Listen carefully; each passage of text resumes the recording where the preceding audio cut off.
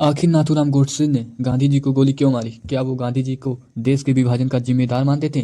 बात 30 जनवरी 1948 की है, जब गांधी जी के बिरला हाउस में एक घटना हुई जिसने पूरे देश को हिला कर रख दिया। नाथूराम गोडसे एक 38 साल का शख्स जिसके मन में गुस्सा और विचार का तूफान चल रहा था। उसने गांधी जी को 3 गोलियां मार दी। लेकिन सवाल ये उठता है कि आखिर ऐसा क्यों हुआ? क्या थी वो वजह कि नाथूराम गोडसे ने गांधी जी को अपना निशाना बनाया? आइए इस रहस्य से पर्दा हटाते हैं।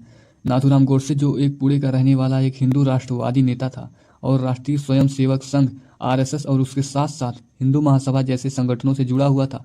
उसका मानना था कि हिंदुओं के हितों की रक्षा होनी चाहिए, खासकर उस वक्त जब देश आज़ादी के बाद बंटवारे के दर्द से गुजर रहा था। बंटवारे में लाखों लोग मारे गए, लाखों लोग बेघर हो गए और चारों तरफ अफरा तफरी थी। इसी बीच भारत सरकार ने पाकिस्तान को 55 करोड़ रुपए देने का फैसला लिया, जो बंटवारे में हुए समझौते का हिस्सा था।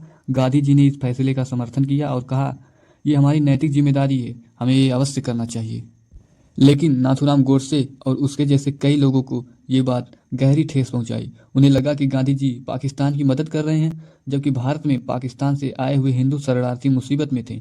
ये गुस्सा गोडसे के दिल में आग की तरह सुलग रहा था। नाथूराम को लगता था कि गांधी जी अहिंसा की नीति से भारत को कमजोर बना रहे हैं।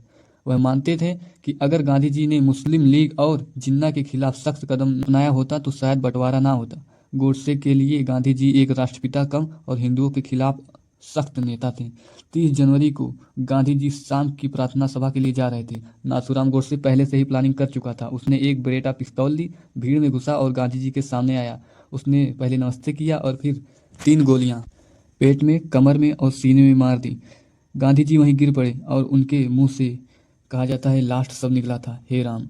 नाथूराम गोडसे भागने की कोशिश भी नहीं किया। उसे पकड़ लिया गया, उसे शांतिपूर्वक आत्मसमर्पण कर दिया। भीड़ ने उसे पीटना शुरू कर दिया। बाद में एक पुलिस अधिकारी ने उसे गिरफ्तार किया। मुकदमा दिल्ली के लाल किले में चला, क्योंकि उस समय भीड़ को काबू करने की यही सही जगह थी। 8 लोगों पर इल्जाम लगे, जिनमें उनका बड़ा भाई गोपाल गोडसे और हिंदू महासभा के नेता दामोदर सावरकर जैसे नाम शामिल थे।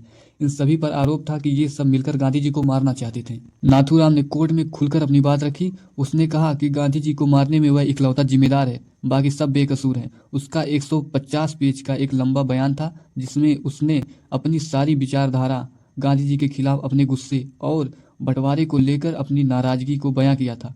ये बयान इतना जोरदार था कि कोर्ट में सुनने वाले लोगों के रोंगटे खड़े हो गए। लेकिन जज को उसकी बातों का कोई प्रभाव नहीं पड़ा, क्योंकि कानून के नजरिए से सिर्फ ये एक हत्या थी। ट्रायल के दौरान सबूतों का ढेर लग गया, गवाह, पिस्तौल और साजिश। नाथूराम ने ये सब स्वीकार किया। कोर्ट में सावरकर को छोड़कर बाकी सब पर इल्जाम साबित हुए। सावरकर के खिलाफ सबूत कमजोर थे, वे बच गए। 10 फरवरी 1949 को फैसला सुनाया गया। नाथूराम गोडसे और उसके साथी नारायण आप्टे को फांसी की सजा सुनाई गई। बाकी लोगों को उम्र कैद मिली। नाथूराम ने कोई अपील नहीं की। उसे अपने किए पर कोई पछतावा नहीं था। 15 नवंबर 1949 को अंबाला जेल, हरियाणा, करीब सुबह 8 बजे गोडसे व नारायण आप्टे को फांसी के तख्ते पर लाया गया। उन्हें अंतिम समय में उन्होंने अखंड भारत अमर रहे के नारे लगाए और अपने साथ एक भगवत गीता की कॉपी रखी थी। जल्लाद ने फंडा लाला, लीवर खींचा और बस कुछ ही समय में सब खत्म हो गया। नाथूराम की मौत के बाद देश में मिलीजुली प्रतिक्रिया हुई। कुछ लोग उसे गांधी का हत्यारा, जबकि कुछ लोग उसे हिंदुओं के हितों का रक्षक मानते थे। उसकी फांसी ने हिंदू राष्ट्रीय संगठनों पर भी सख्ती बढ़ा दी, खासकर आरएसएस पर, जिसे कुछ वक्त के लिए बैन कर दिया गया। बाकी आप नाथूराम गोडसे के बारे में क्या सोचते हैं? कमेंट में अपनी राय जरूर दें। वीडियो देखने के लिए धन्यवाद। आपका दिन शुभ हो।